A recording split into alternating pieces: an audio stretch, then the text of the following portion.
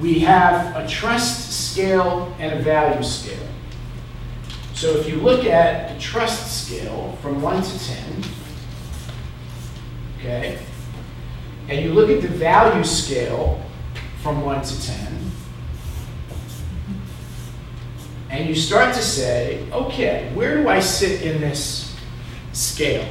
When I set out in business 35 years ago, I didn't have a whole lot of this because I was new in the game. So how, when you're new in a game, do you get to play the game when you don't have all the knowledge and the value? Here's what I figured out early in the game. I don't care how much I know. Because you know what? There's always somebody who I can find who has knowledge. I went for the trust. I said, if I can build my trust factor to 10, I can find the knowledge and I can deliver the value.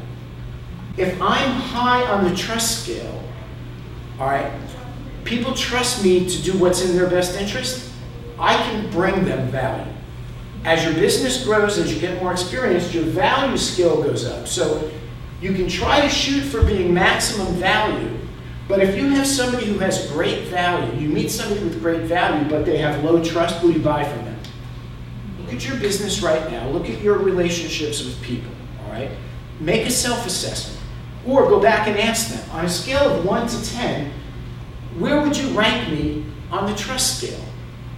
If you're at 5, 6 or 5 or below, all right? A lot of times people won't tell you that, but you kind of get a sense of that. And if you ask enough people about where do you stand on the trust scale, they're going to give you some insight into that.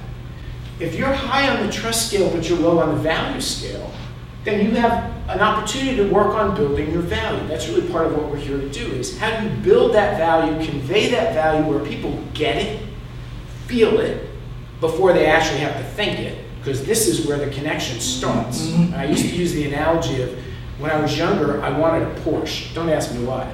I wanted a Porsche, you know. I know why. You know why. I actually still want the Porsche, and I'm not younger anymore. But where did that feeling start? I wanted the Porsche. It was here. This is where the feeling was. I want the Porsche, I want the Porsche, I want the Porsche, I want the Porsche, I want the Porsche. I gotta have the Porsche.